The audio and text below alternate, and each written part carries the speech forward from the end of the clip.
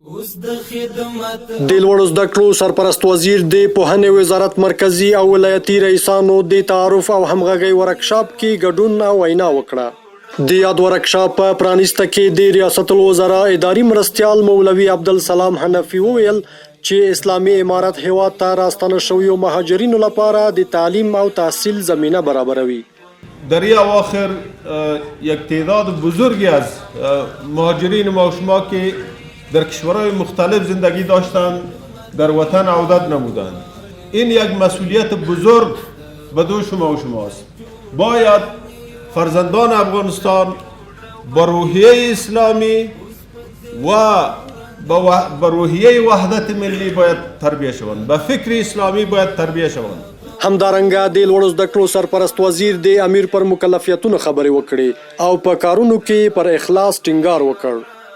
د امیر المؤمنین صاحب د خاصه د والی ټاکنه ده، د وزیر ټاکنه ده، د لوی رئیس ټاکنه ده. همداسې د وزیر صاحب د خوا څخه بیا د رئیسانو د امیرانو انتخاب دی ټاکنه ده. په دې باندې د مسؤل مقام مکلف دی چې په اهلیت کې کوشش وکړي. یو دا مکلفیت. دوهم مکلفیت یې دا دی چې کم څوک یې وټاکي دا ټاکل سوی کس به تر خپل مراقبت و نظارت لاندې ساتي چې دا چارې په صحیح شکل باندې مخته روانې دي که په چارو کې ضعف و کمزوري لري. او بل په مکلفیتونو کې یې دا دی چې کم مسؤل یو کار ته راوستی هغه د کار متعلق طرز العمل و لایحه کاري و اصول و قوانین تګلاره ورته ښول چې رئیس صاحب محترم دغه دې لار د پر دې لار باندې ستا رفتار په دغه طرز العمل به ځې پر دا لایحه باندې به ځې کار به داسې مخته وړې. دا د امیر مکلفیت دی.